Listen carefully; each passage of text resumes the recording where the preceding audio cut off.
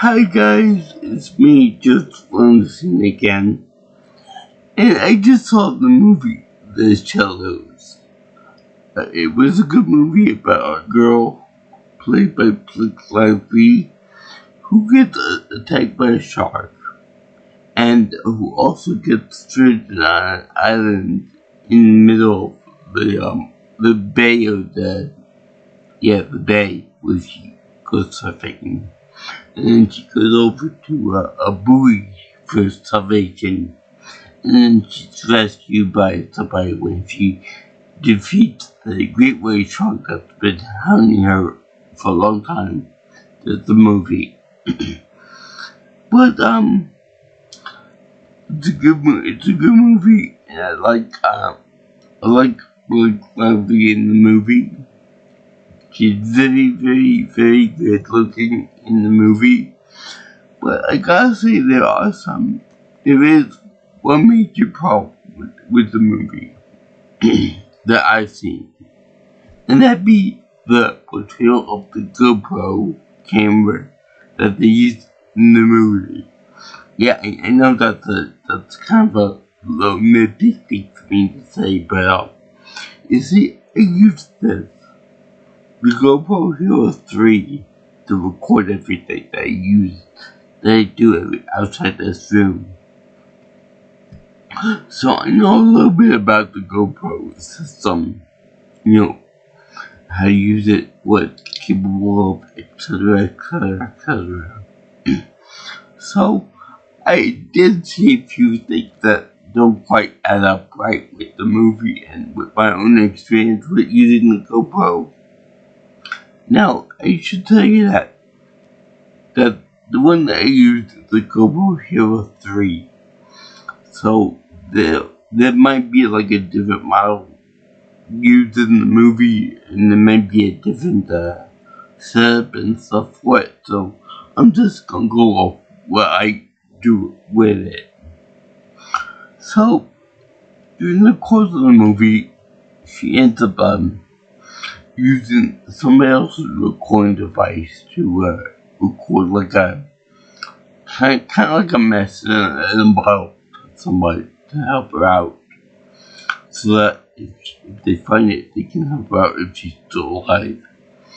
So she records herself with it, and then chucks it over the edge, with the helmet on, and with the assembly on, the waterproof case of it. I'll get to that in a moment. But first things first, I have to find that when the kid finds the recording device in the case and opens it up, he opens it up a little bit too quickly for my liking, because as a seasoned person with this GoPro system, I gotta say that the case doesn't come off that easily, because this is the one I use for everything that I use it for, and the assembly doesn't come off as easily as the kid doesn't. For someone that never saw this system before, I'm assuming, and you need to have two hands to open it up right. At least I do. So to do that, you normally have to break a nail or two to get it open.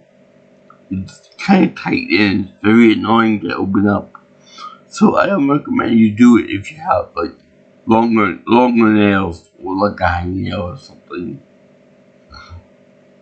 Okay, that's number one. The problem with it.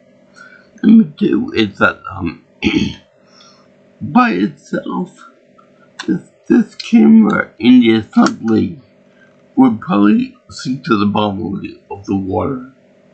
I've seen it happen when I'm in the pool, and the weight of the camera with the waterproof assembly just falls straight to the bottom.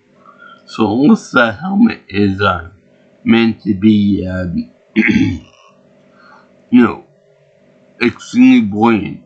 Something is sinking to the bottom of the ocean or the bay where it was. So also, the kid in the movie knows exactly how to open it up properly, whereas I would assume that people that don't know what the hell, how to open it up, will probably bang it on a rock or something, which brings me to my next point about that this camera doesn't do well with trauma, banging around and stuff like that. And at one point, the guy that actually owned the camera before Blake Lively took over got eaten and mauled by the shark. The main villain of the movie. So, I would think that'd be enough to actually cause the memory card or whatever, the regular SD card to go kaput.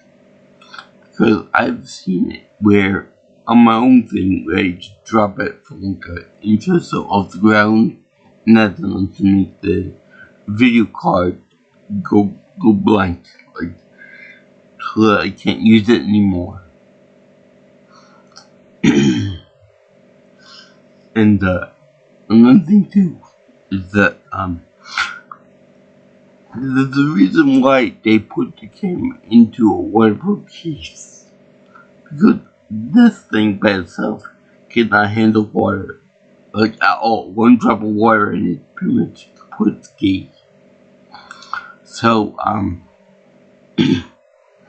I know that Blake Lively was supposed to be on a rock in the middle of water, in the middle of the bay and stuff, and the waves and high tide and low tide and all that good stuff. But so she couldn't actually dry off her hands. She tried to pull it out. She clung with it. She doing everything. She putting it back in the case and everything else. So I would think that would kind of ruin the electronics of the camera itself, or it's kind of poor quality of it. Now, also, when she records herself with it, I'm not gonna worry about the whole wide angle versus the narrow angle of a lens and all that, because that's, and you're supposed to film like this, like high rating image of blah blah blah and this and that. But when she was recording it, there was like a start and stop type thing to it, recording, and it was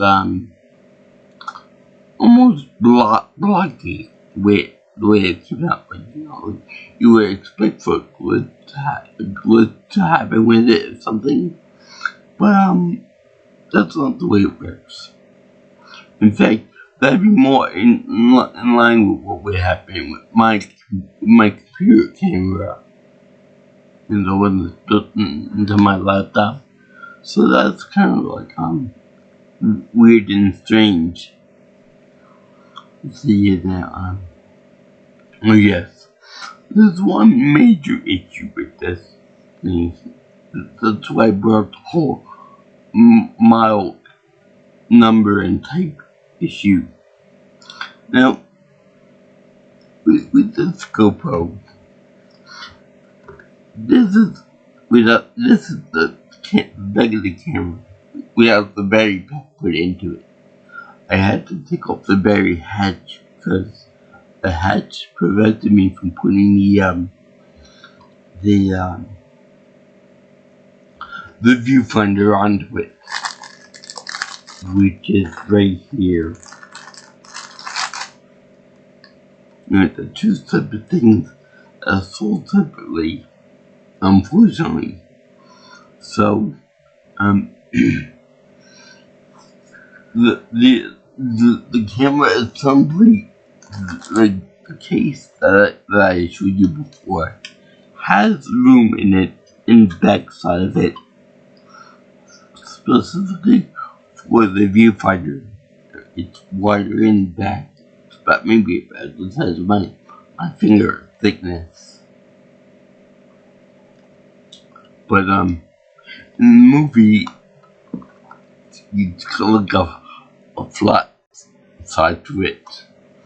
Very indicative of what would happen if I put the camera into the case without the viewfinder. So to show the camera with the viewfinder capability on the back of this, kind of told me that either they messed up the viewfinder / underwater casing for it, in that it was supposed to be the flat end without the viewfinder, or they may mess up something with that, or it could have been like a newer, more advanced model with the viewfinder already put onto it. Which begs the question, where would the battery pack go in? If the viewfinder's already there, how would you be able to swap out the battery for another one? Well, just automatically, unless you charge it up on the side of the camera, like you used to be able to do with me.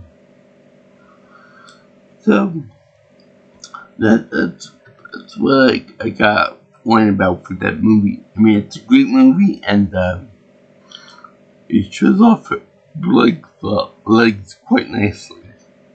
By the way, Deadpool is a very lucky man. And that's all I gotta say about that. But as far as the camera goes, it's kind of confusing and kind of weird the way it's set up, between